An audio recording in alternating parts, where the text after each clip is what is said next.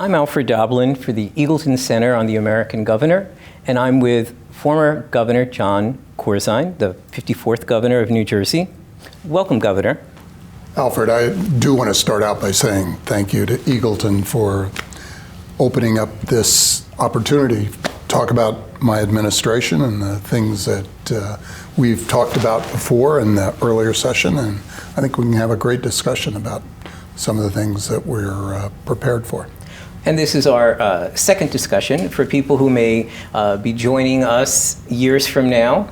This is our second discussion, and our framework for this conversation was going to be more of the philosophical rather than the actionable. I thought we could begin. You and I sat down in a restaurant in Washington, D.C. on your last day in the United States Senate. And we talked a little bit about, what it was like leaving the Senate and what it was going to be like coming in as the governor of New Jersey. If you can sort of go back in time a bit, think of us back there, both of us a little less gray. One of us had more to go gray. What were your expectations? I mean, you're a man of big ideas, is something we've talked about.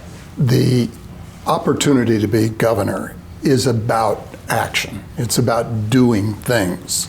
Not that the Senate is unimportant, but you're one of 100. And the agenda is often presented to you as opposed to developing an agenda, developing a to-do list. As I think we talked in the first session, I really wanted to be able to create opportunity for the people of New Jersey, a good lifestyle, great education, bring forth the kinds of things that I was talking about in Washington, early childhood education or pre-K or a whole series of things, and make sure that you had a chance to implement those. And so philosophically, it was important for me to be in the action, and I think a governor's chair is an extraordinary place to take ideas and turn them into deliverables for the people you serve. But I think what's a little different now than then, and it may be the change in climate in the country, more often than not, people are not running on a platform that this is what I hope to do or I'm going to achieve. It's I'm not the other person, or just sort of believe that I'm going to do something that's going to make your life better. But there were real issues that animated you. That is absolutely the case. The financial structure of New Jersey was a mess and had been for a number of years, and was deteriorating. Our credit rating was going down because we weren't handling our finances appropriately. We were at risk of not being able to maintain the quality education that New Jersey was always known for. Our infrastructure was certainly turning ragged, and elements of it were just almost broken. I knew that the efforts that we were talking about a lot with regard to climate change and the environment in Washington could be addressed more immediately and effectively, at least in the near term, through a governor's chair. So there were many things that I understood were addressable problems, some of which I had ideas for, others which I also knew people who I could bring into my administration that were smarter than me and help us address a number of those issues. And that really is what drove me to make the choice that I had a chance to make of going from the Senate to attempting to be the governor of this great state. Fortunately, it turned out positively. Well, let me read you back. This is from your inaugural address. And then I'd like for you to comment on this.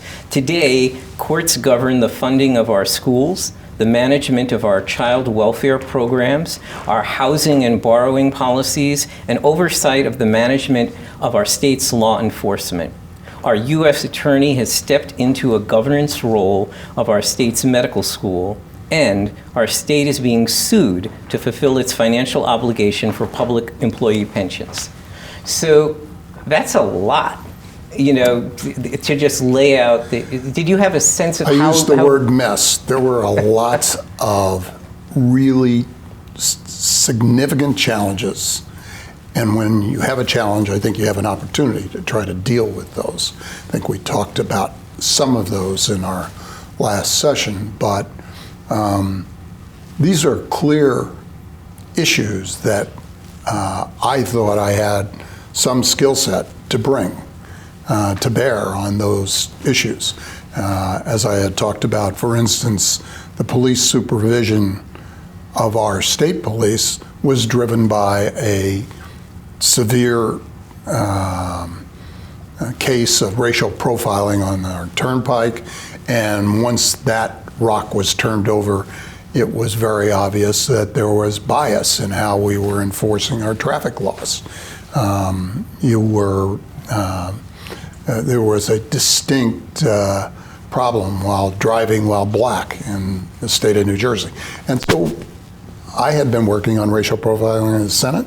It was a very obvious thing that tied with the things that I cared about. And you could say that about a number of those issues. I know how to deal with the rating agencies. I'd been working with them in finance for a very long time, so there were specific factors that needed to be addressed, and actually relatively quickly, and that drove policy in a number of those instances of the things you talked about. I'll tell you one that I didn't put in there, but was equally important, is that I believe that we had a reputation for, I think sometimes overdrawn, but that we were a corrupt state, that we were not dealing with problems for the service of the public, but for the service of the people who were in political office. And I knew, since I was independent of a lot of the campaign finance complications that people had to go through, that if I brought objectivity to it and the right people to execute those kinds of initiatives in government and the disciplines in government, you could begin to turn that reputation. And I think with the help of a lot of great people, including our now Chief Justice of the Supreme Court in New Jersey, Stuart Rabner, we really sent out a signal that this was not going to be business as usual. We're going to sign contracts.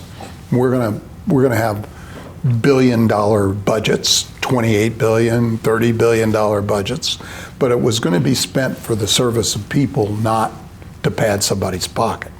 And there were lots of things that we did. They had dual office holding all over the state. We ended that mostly. We gave some forbearance to people who were already in office, but it's actually ended and winding down, except for very, very few people.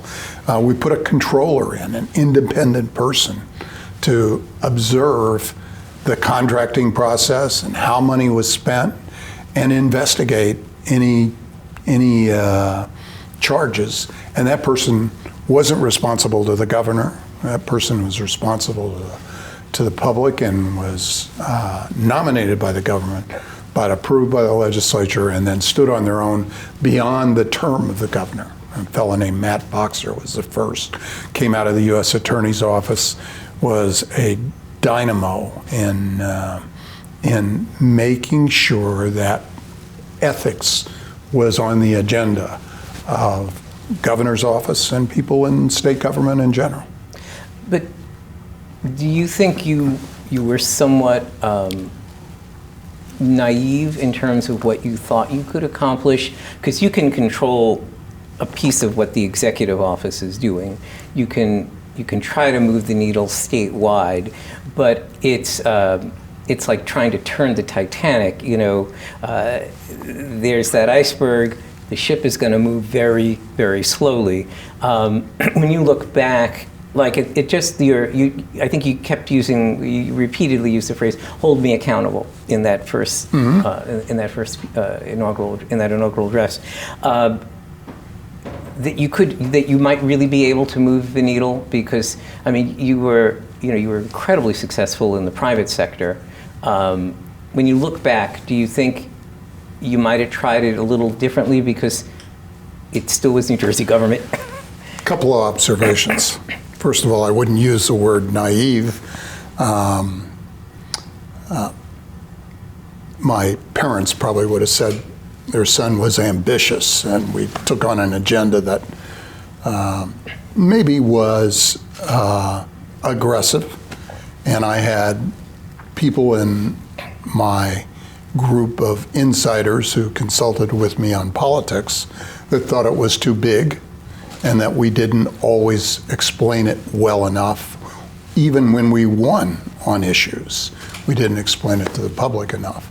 So that's the second point, is it's not just good enough in a political world when you're an elected representative to get things done. You also have to be able to make sure people understand that you're doing those things.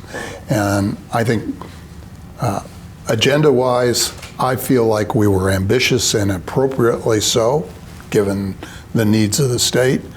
But I also think that there was some weakness in the administration, and I'll take responsibility for that. I'll hold myself accountable for not necessarily making sure that people understood either sometimes not the agenda, but certainly when we won on a lot of things, making sure they knew what we did. Well, there have been other individuals I will not name in New Jersey politics who certainly have never been shy about trumpeting whatever it is they've accomplished, even if it's not big.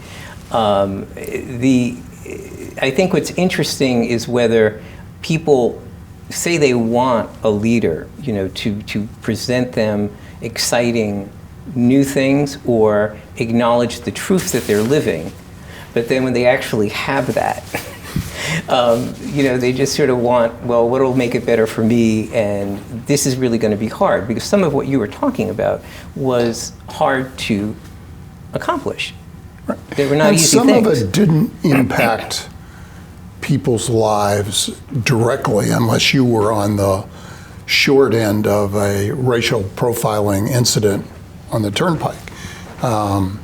One of the problems that all politicians face, there are issues that are vital for society to deal with, but they may not impact everybody equally in society, so that the people who are not impacted by that, let me give you a clear example. Educating our kids is really, really important for the parents who are voters, but maybe a little less important for seniors. Not that they don't care about education, but it's not going to be the motivating issue. Maybe taxes will be more important. Taxes, definitely. And my whole point is that it takes strong political skills to make sure that you bring together the intersection of those both needs and understanding of why you're doing it, even if it doesn't impact everyone all at once.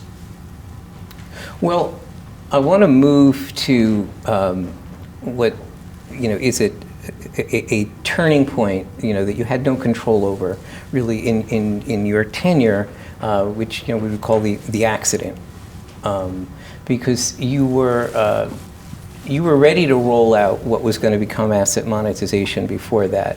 Probably my biggest idea. Well, you did a lot of things in terms of equality and education, but asset monetization was sort of actually what I think people elected you was to bring a new financial idea, or not a new idea, but one they just hadn't heard of. but I remember you and I had we met in a Starbucks in Newark about a week and a half before the accident, and you talked a little bit about asset monetization, and we talked about that in our previous conversation. And then the accident happened. And for those who don't remember it, you were coming up from South Jersey to try to broker a peace between Don Imus, who was a radio personality, if people don't know who he is, and some offensive things he said about the women's basketball team at Rutgers. The first news reports sounded like you broke your leg. I basically wanted him to apologize. Yeah. That was sort of. So, but I mean, you almost died, and so can we talk a little bit about how, as you recover from that, how you sort of figured out how am I getting back into the groove of governing the state? You also did a PSA, very powerful, incredibly sobering PSA about not wearing a seatbelt. You were not wearing a seatbelt. Right. Just so people understand that also. Well, let me frame it. I take responsibility for not wearing the seatbelt. I was actually having a meeting with my staff, and we had a conversation going on, but it should have had the seatbelt on. But I was turning around a lot, and we were also in a situation where I had a meeting in Western Pennsylvania, in Bergen County, Atlantic City, and ending the day in the governor's mansion in Princeton, which was designed, as you suggested, to try to bring a little bit of recognition for these terrific young women on the basketball team that had been sullied on national radio. And so we were driving faster than I would have thought, but it was a rainy night. We lost control of the car. And I really thought I had was about to meet my maker. I was thrown out of the car, and fortunately my leg caught between a seat and a window, broken multiple places. And I ended up with, 18 or 19 broken bones and all ribs, and I was put into an induced coma after a terrific response by the state police to protect me while I was on the ground and to get me to a great hospital, Cooper Hospital in South Jersey, and they induced a coma and brought me back. I was, I think, 2 weeks in the coma, another 2 weeks in the hospital. And then you get a little antsy because once you're awake, you start reading the papers, all that ambition and desire to get back in public life happens. But you're really not at the same skill set. You're a little slower. You're on medication for pain. And that actually, I think, had some impairment in my ability to accomplish some of the things that were on my agenda, where we were working on. Talked about the monetization in the immediate aftermath. I do think you bring up this PSA that was nationally run for almost 2 years, where I said I'm Governor John Corzine and I should be dead. Because I wasn't wearing a seatbelt, and you don't want to have the same experience I had. And it was actually very, I think it was very compelling in its use by the National Transportation Department to try to encourage people to wear seatbelts. So I felt we turned what was a messy situation into at least one positive. But at the end of the day, I wasn't wearing my seatbelt, and it ended up having implications well beyond the event, I think, because of both time lost and I think probably a little less energy and effectiveness in my ability to communicate in particular with the public about some very complicated issues that we were taking on. What was it like for you? You were, because we met once or twice when you were in Drumthwacket, where you were recovering.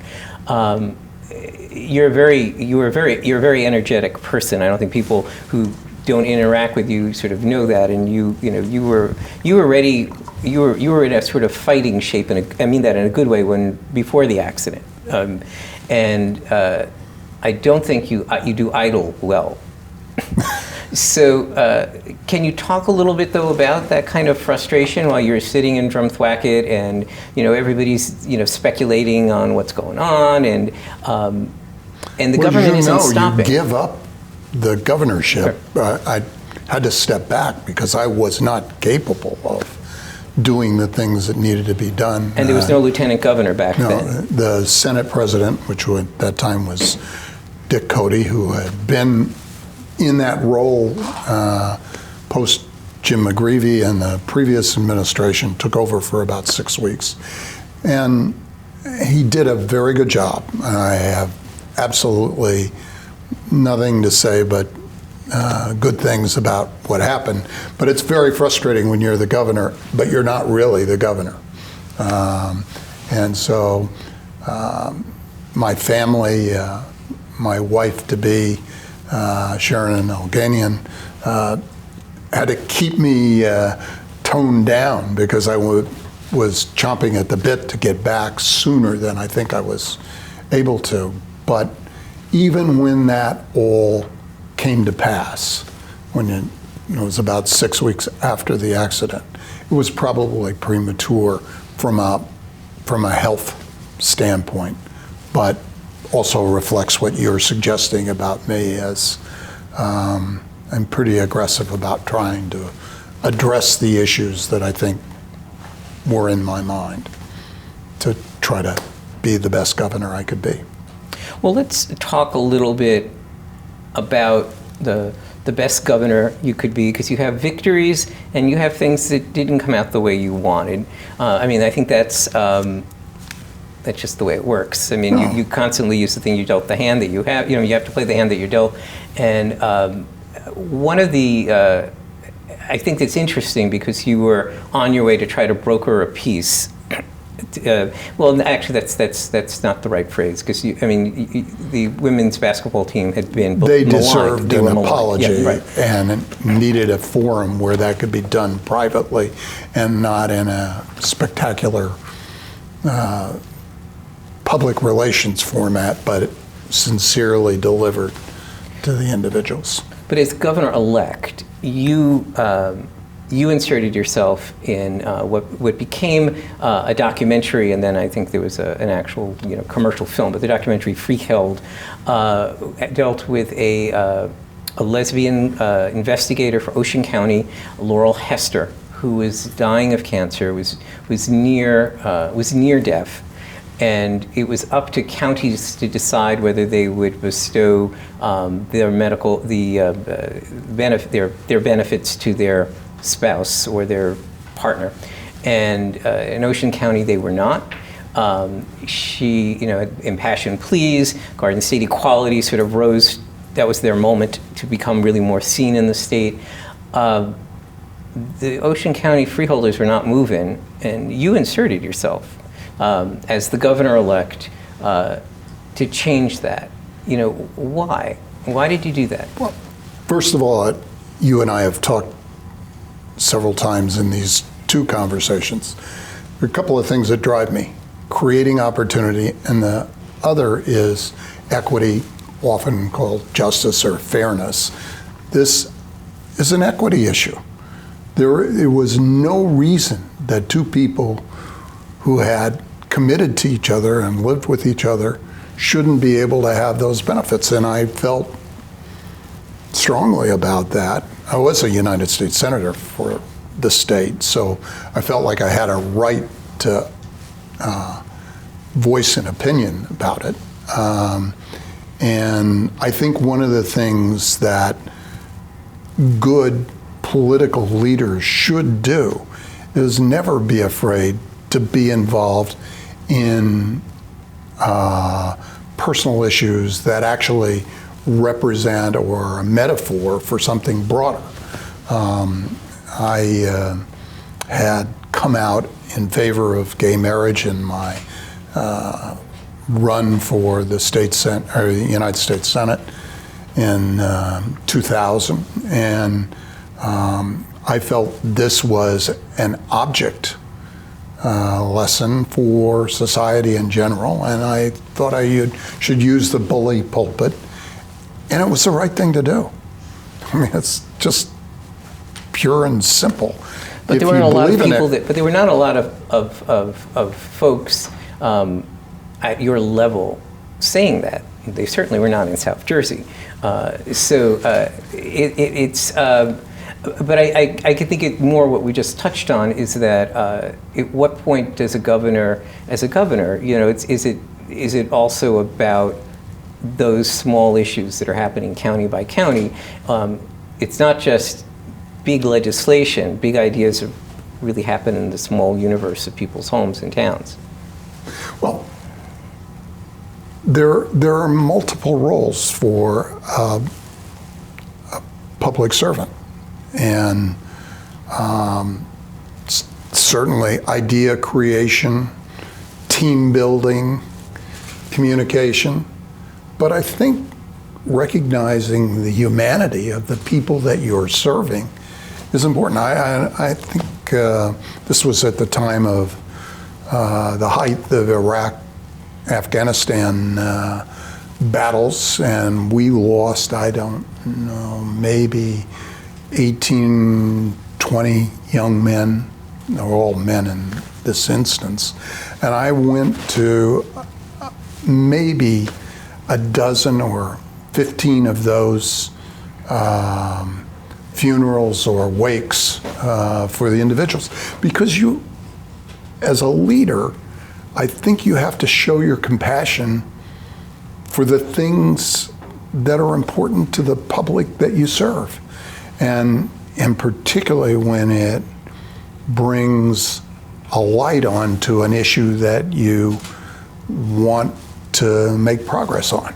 And certainly how we dealt with our society and on the question of gay marriage, on marriage equality, I believe this was a responsible place, and people understand pension payments going to spouses. It's not a hard concept, and so it seemed very fair, and to take that issue on, both to help the individuals, but also to raise that issue significantly in the public's mind. That's sort of, when I look at the governors before you and your immediate successor, vulnerability isn't a word I think they would have used, that they would have seen that as a, not just a quality, but it's like a prerequisite of leading the state of New Jersey, is that you actually have to be open to the pain and the experiences that people have. Do you think that was well, that's who you are, that may have actually not been the best political thing? It's who you are as a person, but... It's possible maybe other issues are, I think our society was moving in this direction at a pretty good pace. We should have moved a long time before that, but I don't think that was a political handicap. I don't think it cost me votes, and it may have actually won support in some communities. But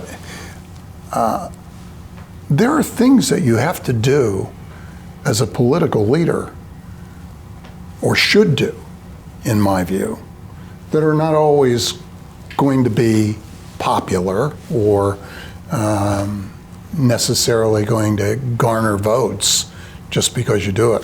It was pretty clear to me on some of our polling, but before we got into the asset monetization, this was going to be a heavy lift. was the right thing to do, in my view, but it was going to be a heavy lift. But it was the responsible thing to do for the financial shape that the state was in and the incredible needs that we had to make sure that in this corridor state, this commuter state, that we could do the things that need to be done to make this a great place to live. And so I think you take risks on that. I took risks in the U.S. Senate. I was one of 23 senators that voted against the war in Iraq.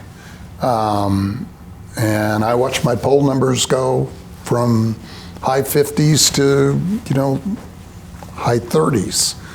Bounce back as time went on and it looked better. But, and sometimes you have to make choices about this. I think you and I have had this conversation. If you make too many tough choices, then you're not in office to do the things that you wanted to do.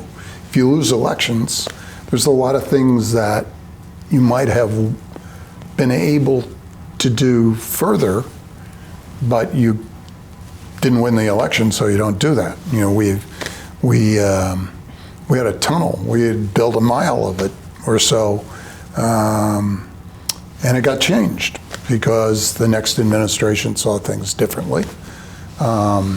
We wanted to deal with property taxes by really taking on home rule, and we put in incentives for consolidation of communities, or at least fire departments or other things that would have saved money and I think had impact on local taxation.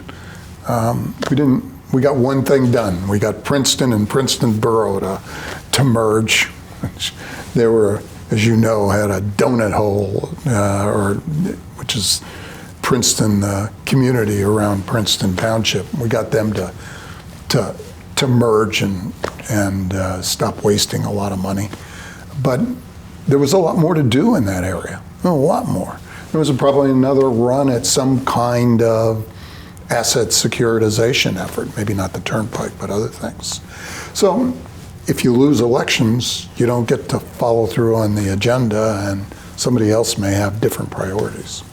Well, I think we'll touch more on that as we sort of finish this conversation a little later, but one of the things that was very unique when you look at how you fit in between administration before and administration after, without getting into any of the personalities of those individuals, there was not a lot of scandal or corruption in your administration.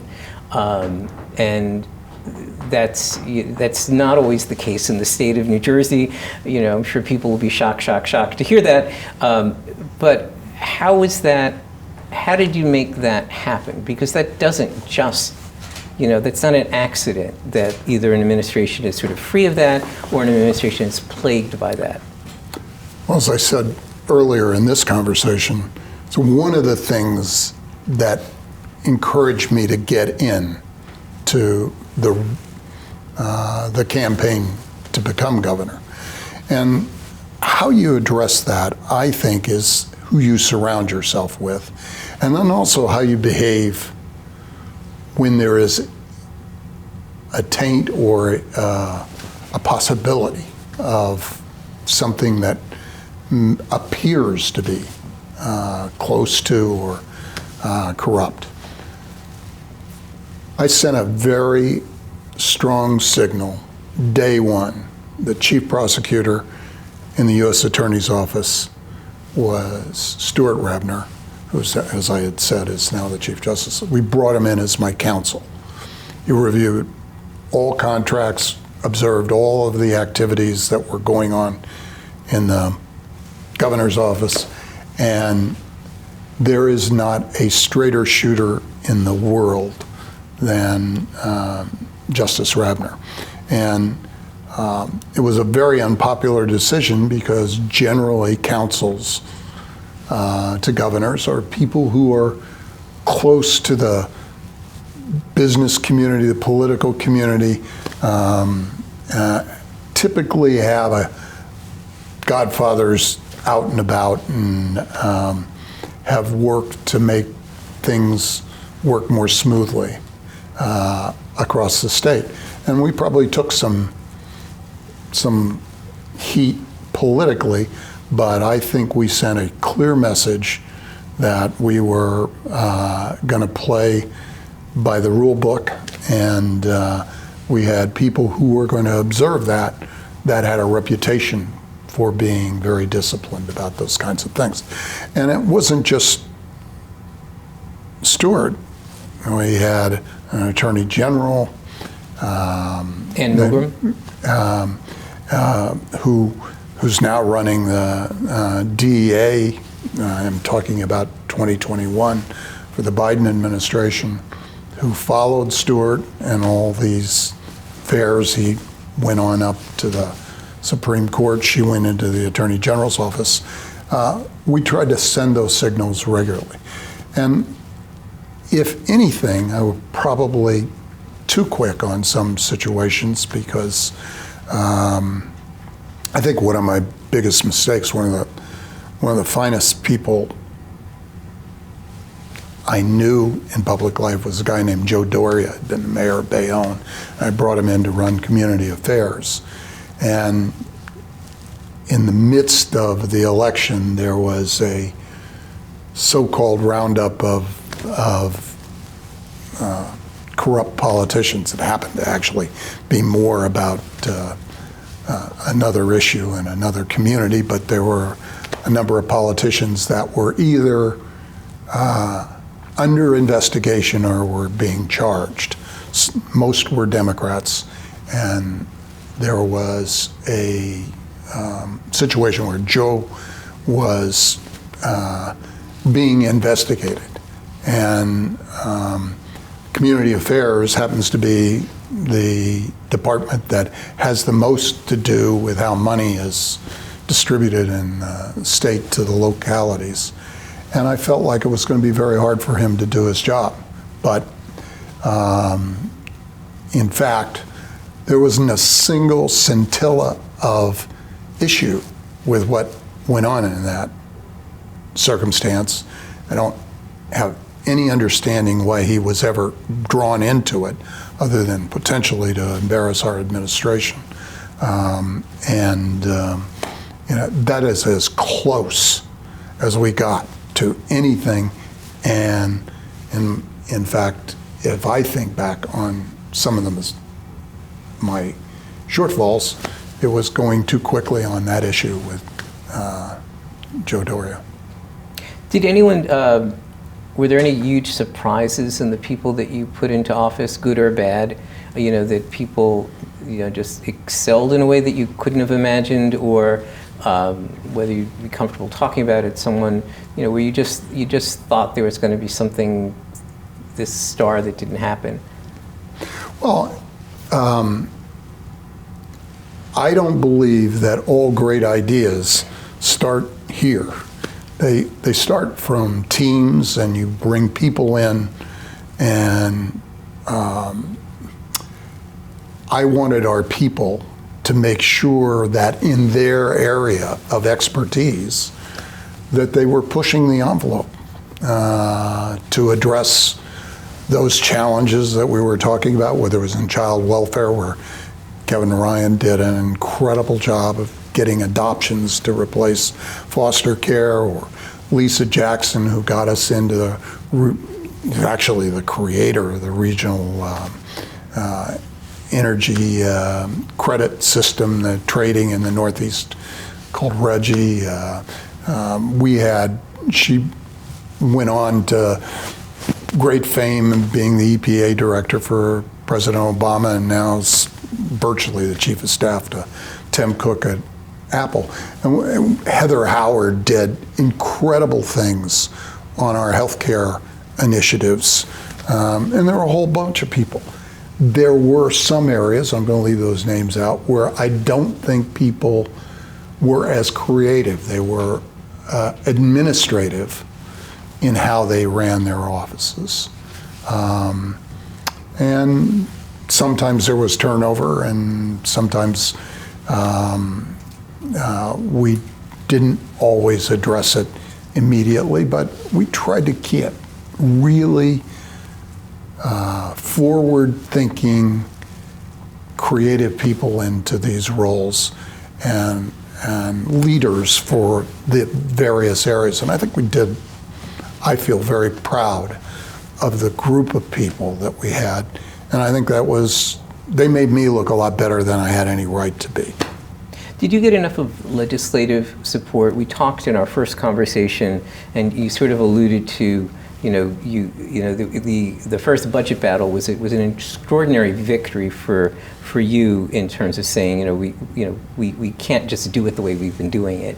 And in that previous conversation, you talked a little bit about maybe there were some of the Christmas tree things where you have to, give something back to the legislature where there's a pet project that gets in there, but that might have somewhat tainted your relationship with the legislature early on in that first year. Did that improve? Or did it stay the same, or just some people there? Because you weren't an insider. That's why people elected you. Right. That was your strength.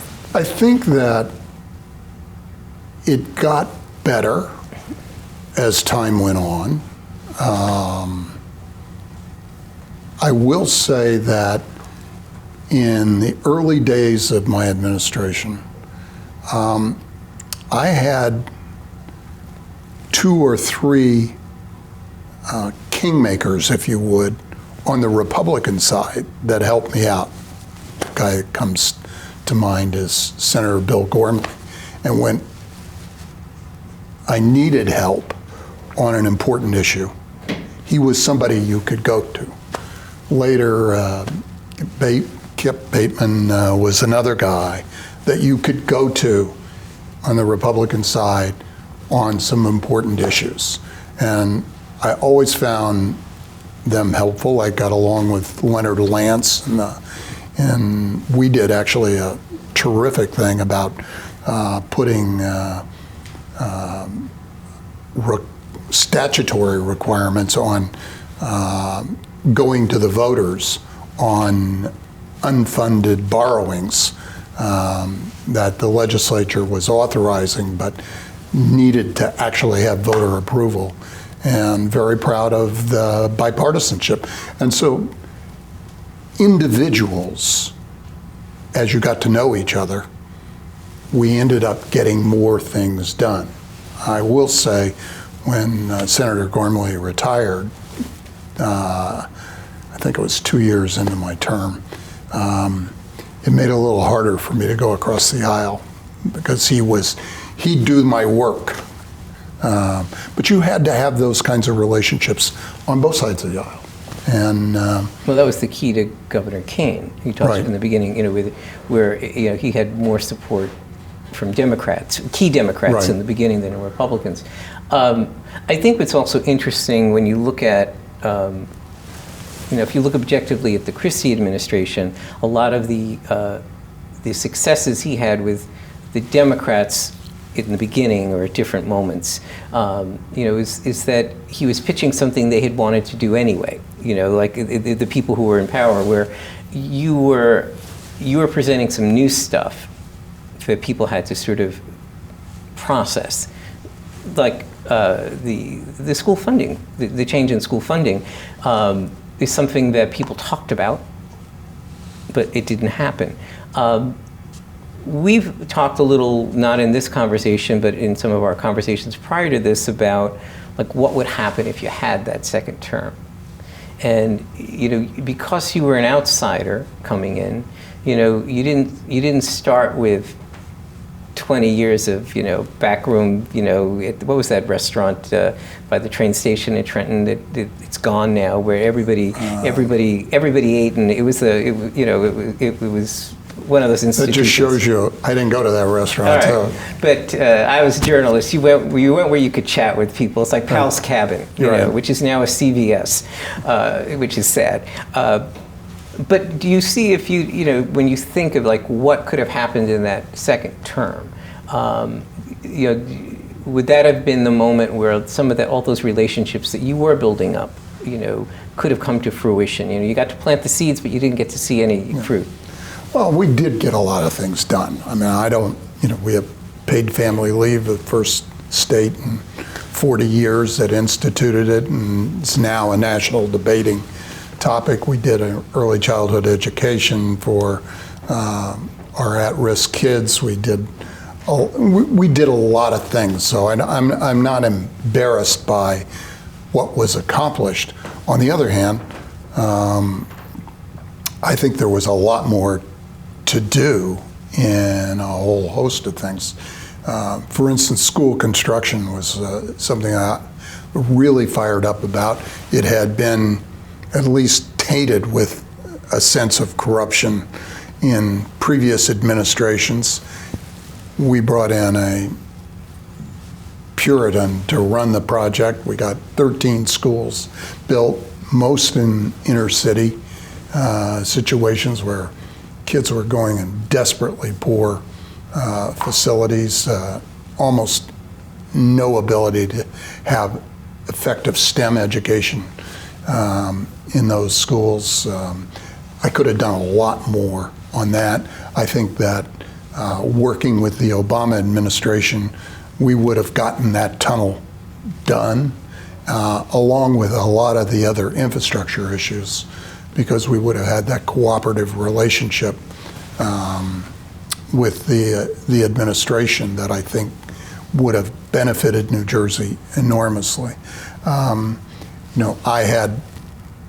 I campaigned on dealing with the issue of gay marriage, and that got ultimately taken care of by the courts, but not in the way that I think it most appropriately should have been done. Was just governor should have proposed and the legislature should have supported it so that it had complete political underpinnings. But there are a number of issues like that, and we were in the midst of our criminal justice reform agenda. There was much, much more to do. And as I've said before, I think my successor, Governor Christie, did a pretty terrific job of following through on a lot of those elements. But I was fired up about that and had been from the start of my administration. I think that the first 2 years of a second term can be very, very productive. Should be at the height of your political power, political abilities, given that you have gone to the people and asked them for support and won it. What about the courts? I think we've talked privately about, people look at the state Supreme Court in the same way that they look at the U.S. Supreme Court, but it's the bench below that really impacts people's lives on the federal level, state level, what you can do.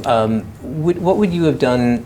What would you have liked to have done if you'd had that second term? Well, one of the things that we had on our plate when we came in is more vacancies than historically had ever been in place, and which was strange since Democrats controlled the legislature and the proposals just weren't getting through. We got most of that straightened out. We also put together a judicial review board by former Supreme Court justices and well-respected lawyers around the state to screen all of our nominees before they even went to the legislature. Had the ABA do their normal screening, but we had them put together a list of people that then we would look to as potential nominees. So we had first-class people that you put on the court, diversity. I've done a lot of this in the Senate too, because you were responsible for federal district court judge appointments. And so felt very strongly about fulfilling it. I am under the impression that we've gone back in our old ways and we're not getting those seats filled. Justice unaddressed is injustice. And if you believe in equity, then you have to have a court system that works appropriately. Now, again, this is not an issue you're going to win an election on. It's not on most people's agenda, but it has to be. You know, we started drug courts so that we pulled out sort of nonviolent crime issues, drug issues, and put it in a different venue, and it made a big difference in the agenda that people had to fix. As we're talking, it's a little bit past the 2021 election, and there's a lot of there's lots of that Monday morning kind of quarterbacking about how people get elected, don't get elected. Governor Murphy won his second term. There hasn't been a Democratic incumbent. There's a lot. In 44 years, there's only been 2 incumbents, Democrats, that have actually run. What I find kind of interesting, maybe we can just talk very briefly about, is that it seems that it's more 8-year cycles of a party. We have 8 years of a Republican, 8 years of a Democrat. Put that in reverse. You had Byrne, you had Kane, you had 1 term of Florio, who raised taxes and people were toilet papering their trees. 4 years Republican. There were 8 years of a Democrat, just 4 years were your term, and part of that was McGree v. Cody. Do you think that New Jerseyans are just inclined that, like, it's 8 years and then we want to just try somebody new of a different party, regardless of what you're doing, because none of those Republican incumbents, when they finish their 2 terms, are followed by another Republican? Alfred, I'll accept your assumption here and say it wasn't my fault. I was just there. You're the wrong part of the 4 years. But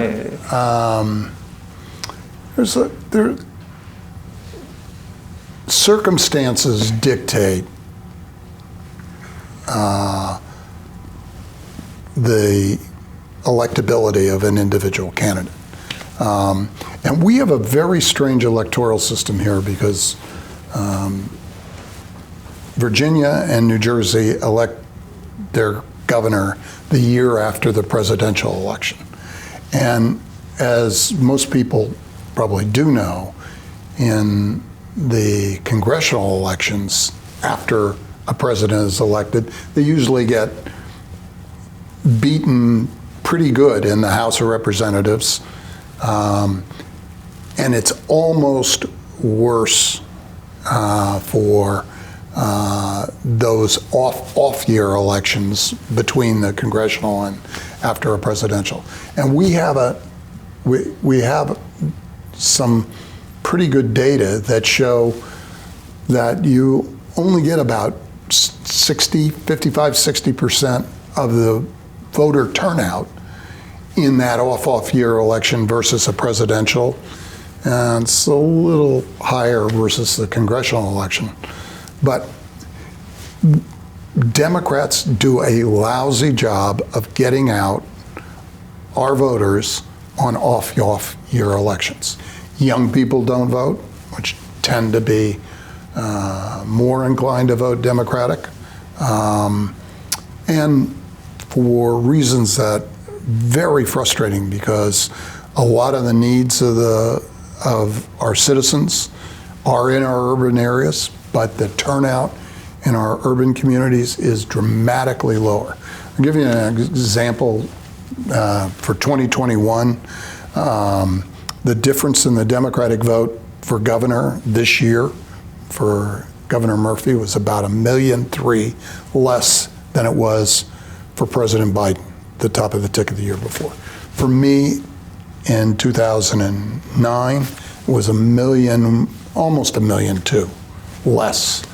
And we had the complicating issue that I had a fairly successful third-party candidate that got almost 140,000 votes.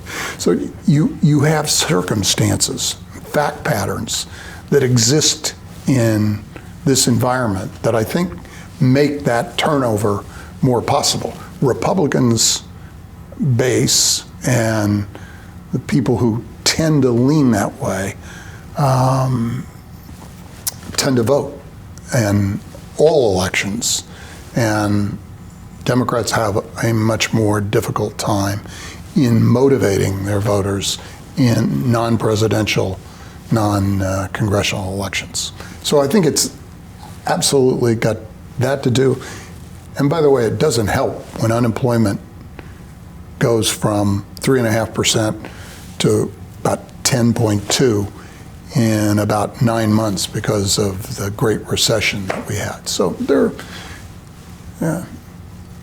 I certainly believe that I could have run a better campaign, gotten more of those people out, but circumstances end up dictating a lot of how these things happen, particularly in low turnout elections.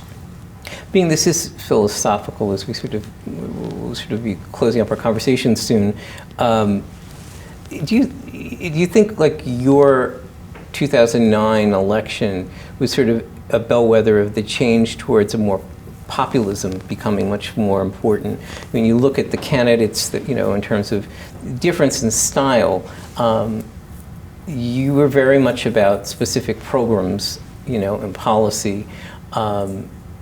That was not the message that was selling to voters. And as we've seen in subsequent years, I mean, right now, whether we cycle it in another way again, but there was a definite rise in populism. Do you think New Jersey is a bellwether for that? You covered politics in New Jersey and observe it across the country. We had the rise of the Tea Party that was associated with the introduction of Obamacare, or the national health care program that President Obama initiated. And it was in full rage in 2009. And people were mad about the economy because it was in the tank. And there were also many people who thought Obamacare was next to socialism, and so there was a rise up that expressed itself in the Tea Party. There was just, and we had a few of those people here in New Jersey. Matter of fact, we had some key organizers of that approach at that point in time, and they were effective in mobilizing the energy of the base vote. That carried through. President Obama did win re-election, but I think that movement led to what many people would say was the populist election of Donald Trump. Even though he didn't actually get the popular vote, he went on the Electoral College. To go back to the beginning, now, but it's more than 4 years after the. It sounds like it's not the end of your term. But what would you say? And this would be the order I'd like you to respond. Greatest disappointment and greatest success or fulfillment.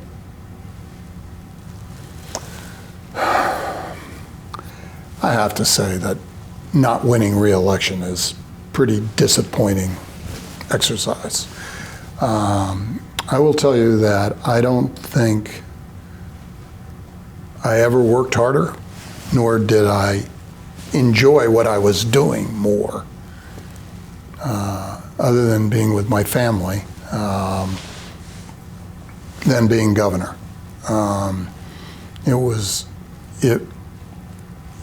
It presented me the opportunity that I could serve other people in a way that just really very, very motivating. And to have that up and go away on election day is a very hard thing. There's a little bit of rejection in it. You feel it as a human being. I don't think anybody who's lost an election can speak otherwise. So let's put that one into that category. Seeing the people that I surrounded myself with, and seeing how they have continued to contribute. And I think to some extent because we laid a foundation for their careers, makes me feel really, really proud, because I think they're making a difference in other people's lives the way I intended to try to do as governor.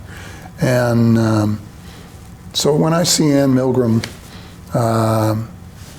taking her skills that she honed as an attorney general, she was also my counsel in the Senate, and she did a lot of things in my administration, deputy attorney general, before she was attorney general.